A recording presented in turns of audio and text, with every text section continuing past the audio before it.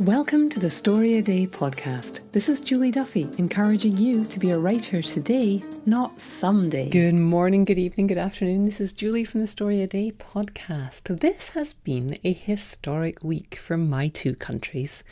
One entered a new relationship with Europe. The other saw the business of government halted by a mob. Now, I worked quite hard to make those two statements as factual and bland as I could. I'm guessing that none of you would talk about the events of this past week the way I just did. I'm betting when you tell the story, your language is a lot richer. There's emotion, there's personal experience, opinion. You'll share the story in vivid, emotional detail because you're trying to share the experience with another human. And we can't make an impact on anyone with facts. It's very difficult for me, a person with a love of and a master's in history, to talk to anyone on a week like this.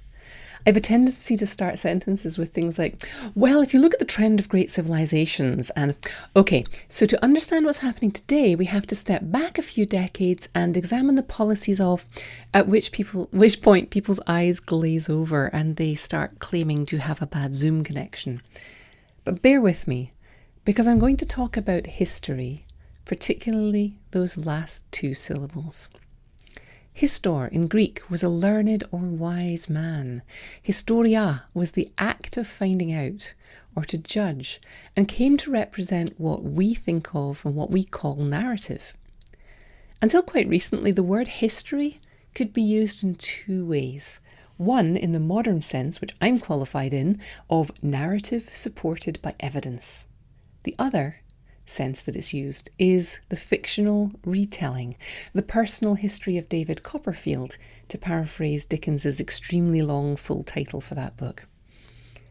They say that history is written by the victors, and for a long time that was true because they were the only ones who got to tell their stories. Now that's changing as historians over the past half-century have made a concerted effort to find and document the stories of everyone else. And it's one of the reasons that our culture's a little bit wobbly. People think they know the story of their country and their people, and most people don't like the uncertainty introduced by new versions of that story, expanded versions of that story. It makes them feel bad because stories shape our emotions. There's a reason Shakespeare portrayed Richard III as a hunchback creep. It's because Richard's story had been told by propagandists for the guy who beat him in battle and who needed to establish himself as a legitimate, God-given king. And no matter how much historians clear their throats and say, oh, well, actually, we see Richard III as Shakespeare's nephew-murdering villain. Unless you happen to have read Josephine Tey's novel, The Daughter of Time, in which a modern detective investigates the historical crime and makes a strong case for Richard's innocence. I came away from that book feeling much more sympathetic than I probably should have to a medieval absolute monarch. There's a place in history scholarship for books and papers that simply capture the facts as far as the historian can figure them out. Facts of battles, births, deaths, policy decisions, migrations, peace treaties. But that's not the full job of all types of historian. The job of the historian is to take those facts and tell the story. The historical moments that stick in my head are the ones where someone told me a compelling story about them that put me in the moment. That someone could have been a really good historical non-fiction writer, but more often it's a novelist.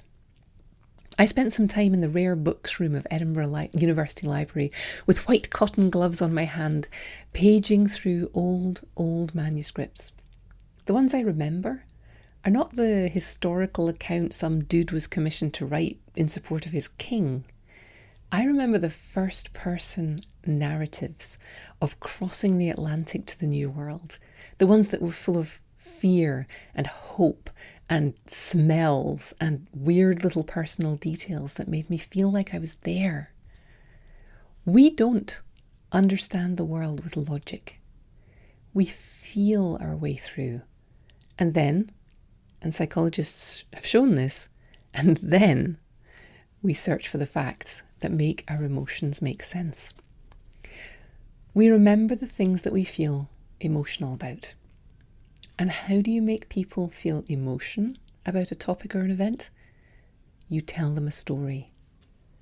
And if you tell them a fictional story with characters they can root for and rail against, and you can rile up their emotions, if you can tell them real truths cloaked in fiction, you open people's hearts to experiences they've never had and lives they could never live. When people's hearts have been changed, they are gifted with the ability to change their minds. It's a tool we can and must use for good, because you can bet your life other people are using it for evil. So why am I going on about this when I'm talking to you, a writer who knows deep down the importance of storytelling?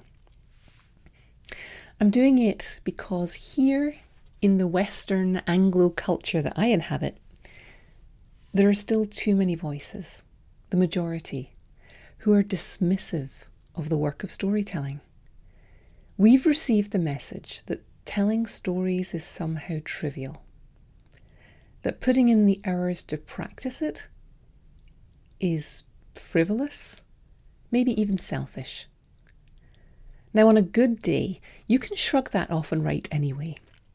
But on a tough day, the voice of your insecurities is going to echo back at you that lesson from wider culture.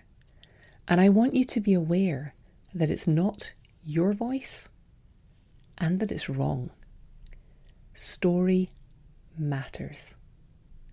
Even if, perhaps especially if, it's a silly story that brightens someone's day and allows them to remember about joy and fun in the midst of trying times.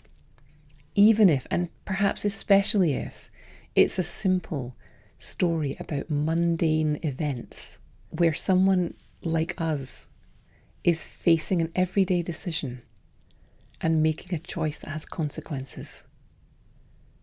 Stories shape us, and stories shape our world. I'm going to encourage you today to write a note to a fiction writer, someone whose stories have touched you. Find their address on their website or write to their publishing house who will forward it.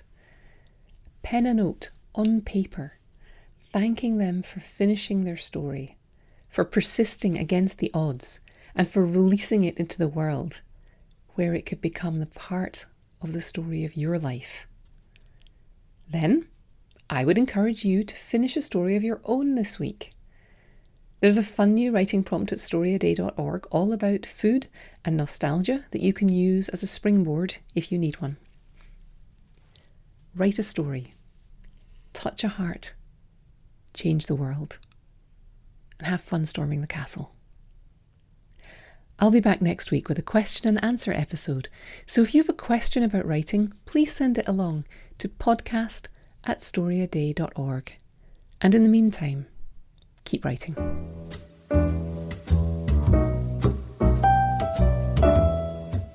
If you want to learn to write, don't read another book or article. Start writing. I'm here to invite you to consider the Story A Day 3-Day Challenge. It's a challenge and a workshop that gets people writing and completing stories in just 3 days. And it works. I'm fanatical about getting more and more diverse stories into the world, and I think yours should be among them. If you're feeling the pull to write or level up your storytelling, let me hold your hand through 3 days of short story writing. Check out the 3-Day Challenge at storyaday.org/3DC.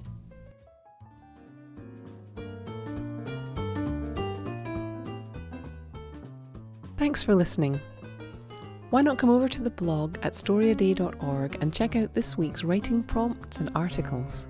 And in the meantime, have a great creative week And of course, keep writing.